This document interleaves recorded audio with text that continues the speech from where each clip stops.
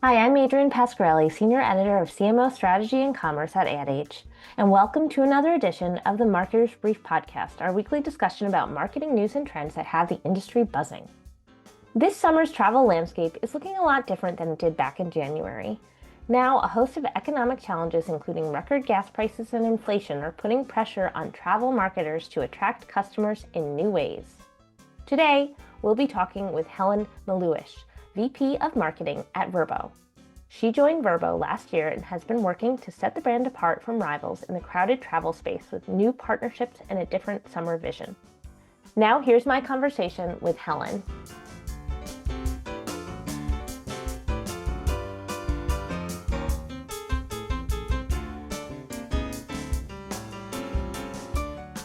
Hi, Helen. Thanks for joining us. Thank you for having me. So excited. So this summer has been looking a little different than initially expected for travel marketers, with gas prices and flight costs on the rise. With this challenging backdrop, how have you been approaching the summer travel season? Yeah, it's been really interesting for us. And I'm sure all travel companies, and actually not just travel companies, right? This is much broader. It's, I think, something that has impacted many companies across many categories. For us as a travel company, I think what's really been our focus is making sure we're really aligned with the trips that we know people will still take, even if they're adjusted. So what we've seen, and I think what the market has seen in general, is maybe a reluctance to book early for that summer vacation, but a desire to still go somewhere and just maybe change the location, change the distance. Maybe you're not going to fly, you're going to drive. And so we're really being very mindful about that. And the reality is for us with Vrbo, we actually help people find a location that could be much closer to where they were, their homes. And so drive to is actually a big part of our business anyway. And so even though gas prices are going up, we're still in a place where we feel like we can help people get the escape that they're looking for and have the moment we all need in the summer, which is a break, an ability to bring our family together, but do it in maybe more of a cost-effective way. Yeah, everyone I've talked to has said maybe it's because of COVID or something else that no matter what, despite the prices, they were still taking that trip. They Yeah. are still making that memory. And so I think that it can create like a sweet spot for you guys, especially with, I mean, gas prices are high, but they're not as high as some other prices. Tell me about how you've adjusted your marketing strategy to attract the customers who are driving or staying closer to home. Yeah, absolutely. And just picking up on your COVID point too, that's something that we've seen in a lot of our data, which is people are willing to pay more of a premium to have experiences and to bring their groups together. I think we really all missed that socialization component during COVID and made us value that more. And so we're definitely seeing that this is something people aren't willing to trade off. I think that's a great point. From our perspective, we are really smart with our data. And so we understand where are the kind of key origin and destination markets, like what does that look like? And so we're able to actually market at quite a local level. So we will do marketing in certain origin cities, maybe it's Atlanta or New York, that is very focused on the Southeast, for example. So even that might still be in flight. We know that that is an area that people really want to go to. Often they have their annual vacation in the same place. And so we know that trip is still going to take place. Whereas we're seeing some other kind of travel routes or priority corridors open up that are a little bit more drive time. And so in that regard, we're changing some of our local messaging and media strategy to make sure that we're talking about those destinations and making sure people know that you can get Vrbo in those destinations and we have good supply. And so I think it's important for us anyway as a brand to think both nationally and regionally. I think as a marketplace, you obviously are very focused on where do you have great supply. And so I think that's one of the advantages we have of being a technology company, that we have all of the data that allows us to get pretty local with how we're marketing to people. Yeah, that's interesting. Let's unpack that a little bit more in terms of how the data itself on what you're seeing from consumer behavior or popular destinations, how that's impacting your ability to market to them quickly. Like, what kind of timing are we talking about? Can you walk me through like an example scenario? Yeah, absolutely. I mean, we can obviously see booking trends. And so if we're seeing certain destinations are becoming more popular, we're able to take that booking trend data and roll that out into our digital channels very quickly.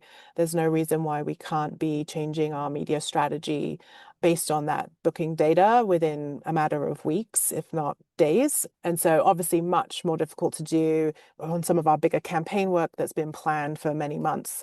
But in our reactive channels and our digital channels, it's really easy to do. And are you doing that yourself or do you work with a media firm? We're doing that ourselves. Yeah. We have our internal team is our digital team. And does AI enter into that at all in terms of how you're analyzing the data to see popular destinations or anything like that? Not really. I think this is more kind of a traditional data science, machine learning, but there's not really we don't need to overlay AI per se to help us get to that data. And I know you have a couple marketing campaigns out there. There's one that kind of leans into the road trips and kind of the country's 250th Mm. anniversary. And then there's also more of a humor focused campaign, kind of leaning into the reliability of Vrbo versus the surprising nature of guests. Maybe we can talk a little bit about those two very different campaigns. Yeah, absolutely. They are very, very different. So, I think many brands realized it was America's 250th anniversary this year, and we felt like we really had a strong story to tell that felt very authentic. We didn't want to just do this for the sake of doing it. From our perspective, Vrbo's 30 plus years old. We are a brand that originated in Colorado, and one guy put up his ski chalet for rent, and here we are 30 years later, and felt like we had a really strong story to tell around not just consumers traveling around the United States and staying in Verbos, but also the hosts who welcome people into their homes and help them have this, incredible memory. And obviously, summer is obviously the main time people are traveling. And so all of those things kind of came together, and we really felt like we had an ability to talk about how people have traveled over the summer, over the last 30 years, but also more recently, and what it means to have that summer vacation and do that through the spirit of, really bringing people together and communities together and celebrating America's diversity, which was really important for us. And what has feedback been like so far with that one? It's been really great. I think that for us, we focus a lot on our traveler and the consumer.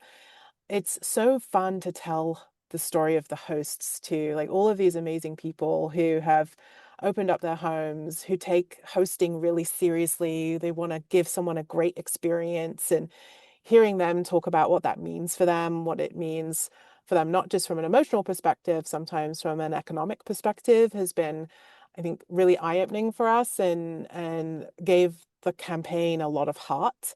So we're excited to kind of keep telling those stories through the summer. And then it's so different, to your point, versus our other campaign, which is the bigger brand platform, and what we've realized is going to be really important for us long term in terms of differentiation, which is really based on the category truth that, we want to make sure you realize when you book a Vrbo, it's going to absolutely deliver for you. It's going to be quality. You can trust the experience that you're going to have. And as you say, the only surprises that come your way are the surprises that come with the people that you travel with. And I think, again, that was a fun way to get a bit more emotional storytelling into the campaign platform, but land what we believe to be kind of really important for our differentiation, which is that we are very focused on trust and quality and reliability in the space. Is that normal for you to have two simultaneous campaigns like that, kind of that overarching brand campaign as well as the more localized, like authentic story type work? This is definitely a special year for us. I think, very important that we brought new work into the market, that bigger brand campaign platform that will be with us for many years to come. We felt that particularly now as the vacation rental category has grown, we all know someone who may have had not the best experience, and which is very true of marketplace businesses. As they scale, there becomes a pressure on quality.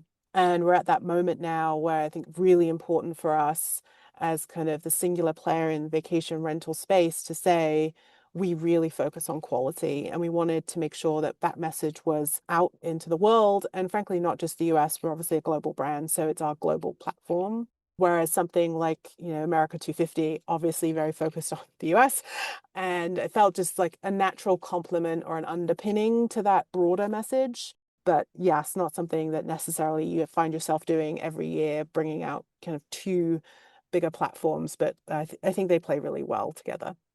Now, switching gears a little bit, I know Vrbo's parent company, Expedia, has spoken out a bit about how they're using AI for things like insights and analysis. I'm wondering how Vrbo is using it and kind of if you're using generative AI for creative or to build to scale content or in any way that you can talk about. Yeah, absolutely. Expedia feels so lucky to be able to work at this company. It is pioneering in many ways from a technology perspective. And so Vrbo benefits from a lot of the innovation that we're driving from across the Expedia group. For us specifically, we are actually starting to play with generative creative. And that's been a really interesting process, finding our comfort level, finding kind of the guardrails. I just talked earlier in this conversation about quality and trust. And so really important for us to not in any way find ourselves in competition or with those two values. And for us, practically, that means, the houses that we feature are always going to be real Verbos. Like, we're not going to start creating AI homes.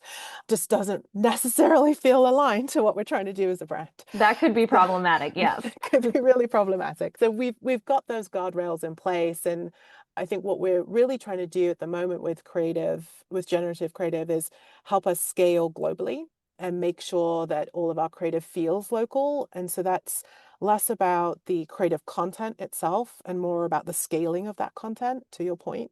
So we're able to create thousands of assets very quickly now, thanks to AI, which is incredible.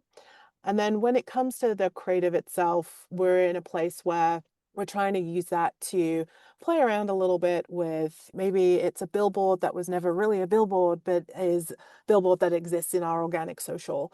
And so we can generate something pretty quick using AI and be in the moment socially with something that feels kind of culturally relevant, for example. But there's still, I think, a lot for us to think through in terms of what's our point of view long term on where does AI creative play a role. The two campaigns that we've talked about today have no AI components to them, not because we don't believe in AI being a part of creative, but because we were trying to tell really emotional stories.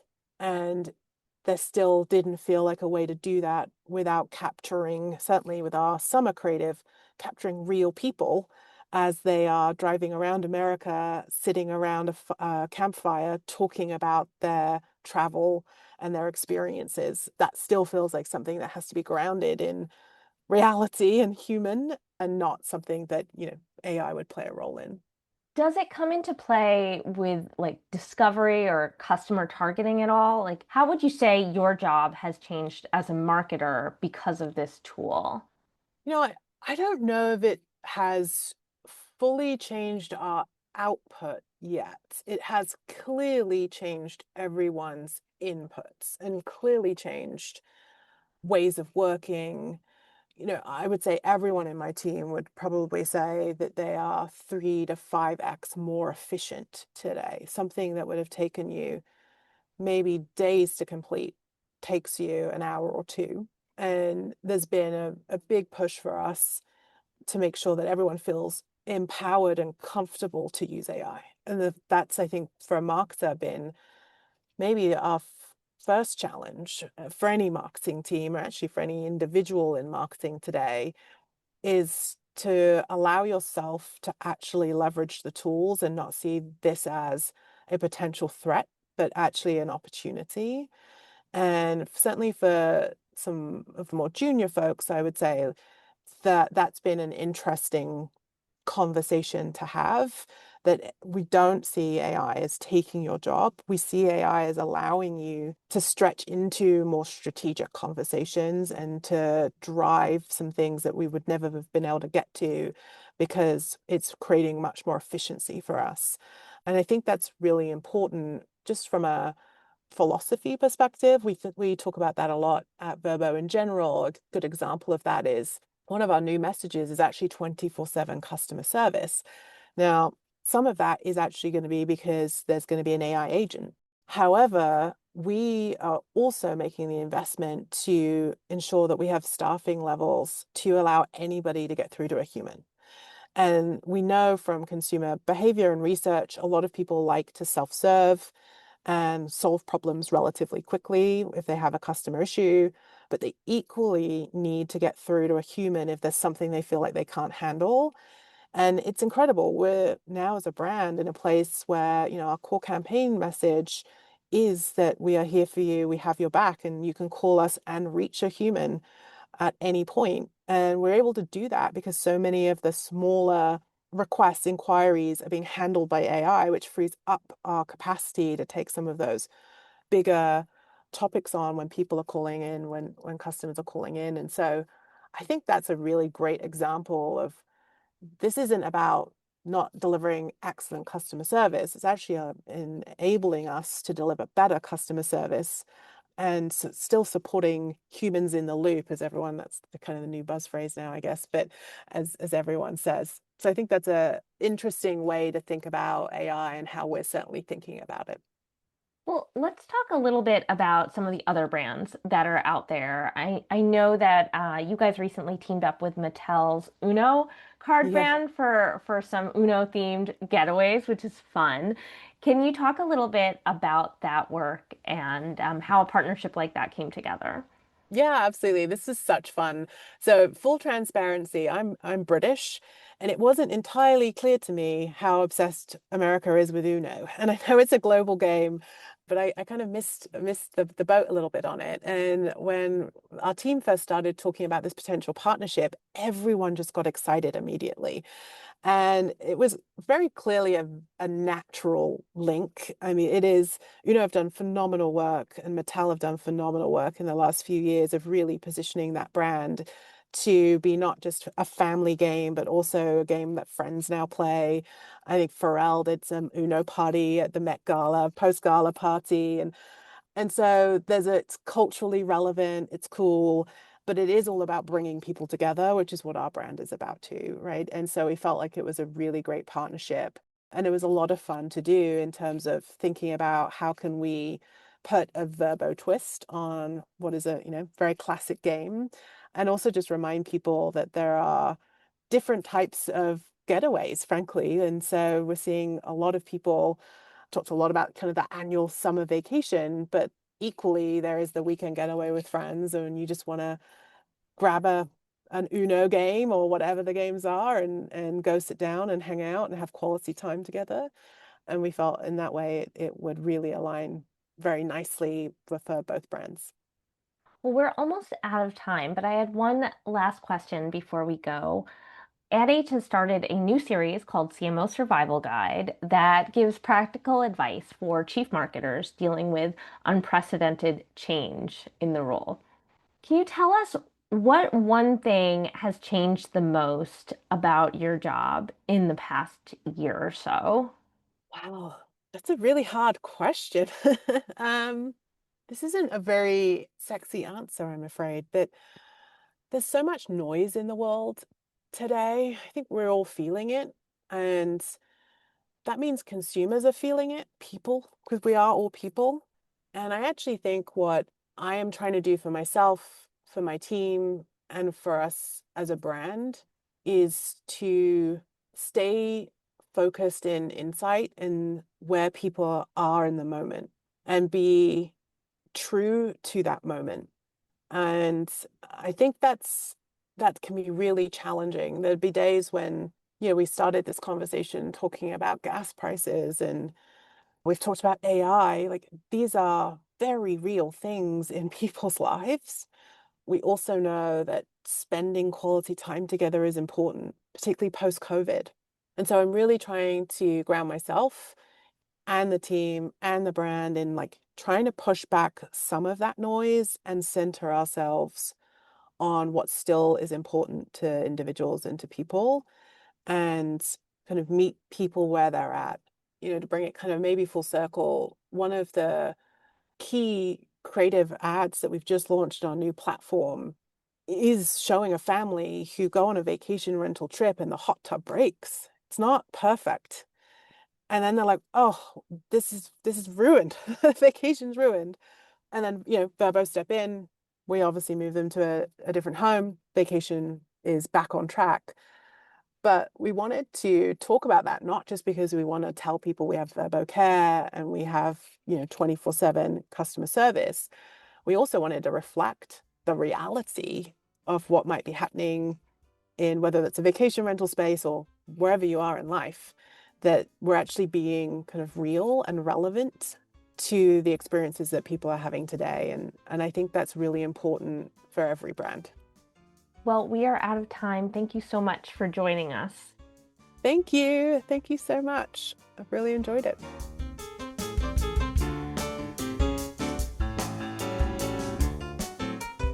That was Helen Melluish, VP of Marketing at Vrbo, and I'm Adrienne Pasquarelli, Senior Editor at AdH. I'd like to thank our producer, Lauren Chiardio, and invite you to subscribe to the Marketer's Brief podcast on your favorite player. We promise to keep it brief, or at least short enough for your morning coffee. Thanks for tuning in.